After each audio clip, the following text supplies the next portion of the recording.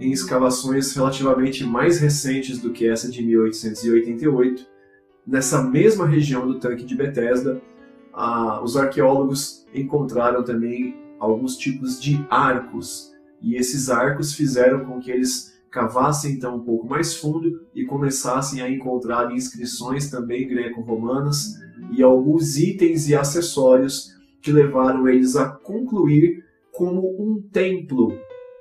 Isso mesmo, um templo. Mas um templo perto do templo, que seria o templo de Jerusalém? Correto. E com base na estrutura arquitetônica, com base nos itens encontrados dentro desse lugar e principalmente relatos históricos da época de Cristo e até mesmo anterior a ele, chegaram à conclusão de que se tratava de um templo do deus romano Esculápio ou Asclépio. Exatamente. Havia praticamente anexado ao tanque de Betesda e as suas piscinas, as piscinas de Betesda, um templo ao deus Esculápio, que também tinha suas piscinas menores aos arredores do templo, isso extremamente próximo ao templo de Jerusalém. Hoje em dia já não há mais nenhum tipo de dúvida de que se trata de um templo a Asclépio ou Esculápio. Inclusive, se você quiser saber mais sobre esse templo, sobre o que a arqueologia encontrou e a distância e a localização dele em Jerusalém, você pode ver isso tanto no canal de Israel com Aline ou no canal Evidências com Rodrigo Silva, o arqueólogo. Todos eles trazem imagens e trazem mais informações e contexto histórico sobre esse templo de Esculápio. Mas quem seria então esse deus Esculápio ou Asclépio? Esculápio é a derivação em latim do nome do deus grego Asclépio. Tá? Então, você tem somente a diferença do nome em latim ou em grego. Filho do deus Apolo, com a mortal Coronis, a lenda conta que ele foi criado pelo centauro Quiron, ou Quirion, que o educou nas artes das ervas medicinais e das cirurgias. Se tornou, portanto, o deus mais apropriado no panteão para os doentes e desesperados. Ainda menino, Esculápio aprendeu tudo muito rápido, e os seus conhecimentos se tornaram superiores ao de seu mestre. A lenda diz que ele ressuscitava os mortos. Durante uma visita a pacientes, uma serpente subiu e se enrolou no seu cajado, e por lá ficou. Outras versões dessa mesma lenda de Esculápio vão dizer que, na verdade, essa cobra, ela teria mordido Esculápio, e o mesmo, milagrosamente, não foi afligido. E alguns dizem que até talvez seria ele que tinha descoberto que você cura uma mordida de cobra com o veneno da mesma, fazendo o antídoto, tá? Essa seria, então, provavelmente a razão que a cobra, como uma forma de reverência a um homem cujo veneno não afetou, passou a acompanhá-lo no seu cajado. Assim, a mitologia grega o colocou como deus da medicina.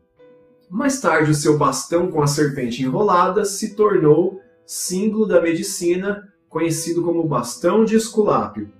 Nos dias atuais, a Organização Mundial de Saúde, a OMS, ela estampa o seu bastão na sua bandeira. Tá vendo só? Esculápio está presente no nosso cotidiano e no nosso dia a dia, sem que a gente talvez soubesse ou percebesse, A Bíblia de Jerusalém, ela traz uma nota histórica, nas suas várias notas de rodapé. Eu já indiquei essa Bíblia de Jerusalém várias vezes em outros vídeos meus, mas ele indica, por exemplo, isso é uma nota de rodapé da Bíblia de Jerusalém sobre esse texto, da piscina de Betesda, tá?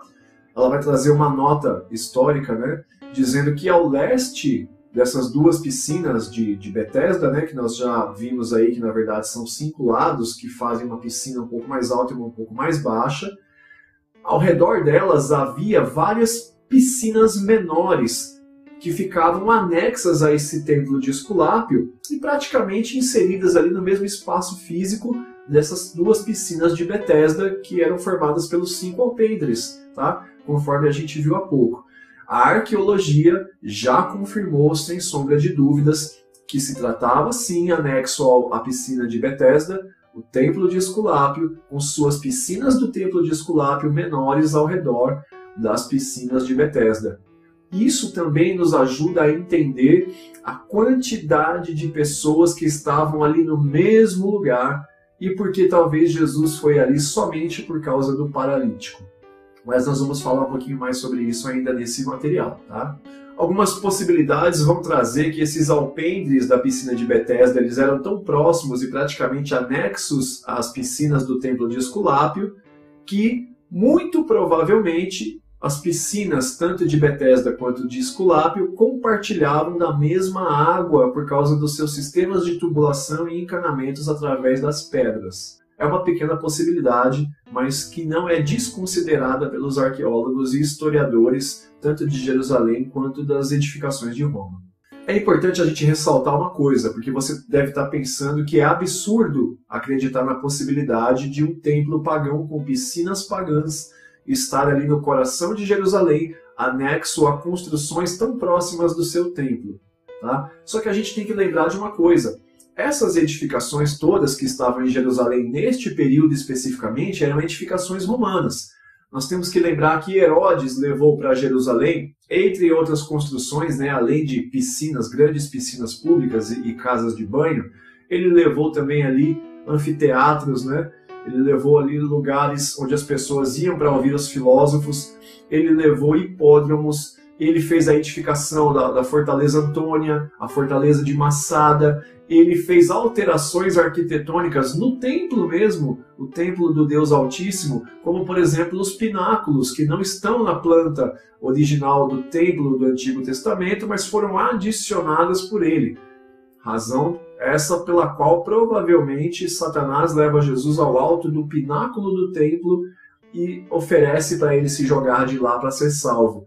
Porque o diabo provavelmente não se atreveria a levar Jesus a pisar no alto do templo sagrado em si, mas levou ao pináculo porque não fazia parte da planta original de Deus, o que nos leva a crer que provavelmente o diabo também não quis profanar o templo, né? Ele deve ter tido ali o mínimo de temor e não colocou Jesus sobre o alto do templo propriamente dito, mas sobre o pináculo que foi edificado por Herodes. Então nós temos que considerar que dentro de Jerusalém, nas suas edificações, nas suas construções, você tinha ali alterações arquitetônicas feitas pelos romanos, uma vez que o território era dominado por eles, e Jerusalém como cidade e os judeus e Israel como povo não era uma nação livre, e eles não tinham como impedir que os romanos fizessem tudo o que fizeram, principalmente no que diz respeito a mudanças, a edificações e a construções, sabendo também que boa parte da liderança dos judeus ali, como nós conhecemos na história, por exemplo, da crucificação de Jesus, a influência que muitos líderes judeus tinham junto aos romanos e vice-versa, pode ter feito com que muitos vissem com bons olhos um certo avanço turístico e econômico por parte da cidade. Então não se opuseram. Mesmo que talvez tivessem tentado, não teriam força, mas é possível que muitos receberam esses mimos e essas construções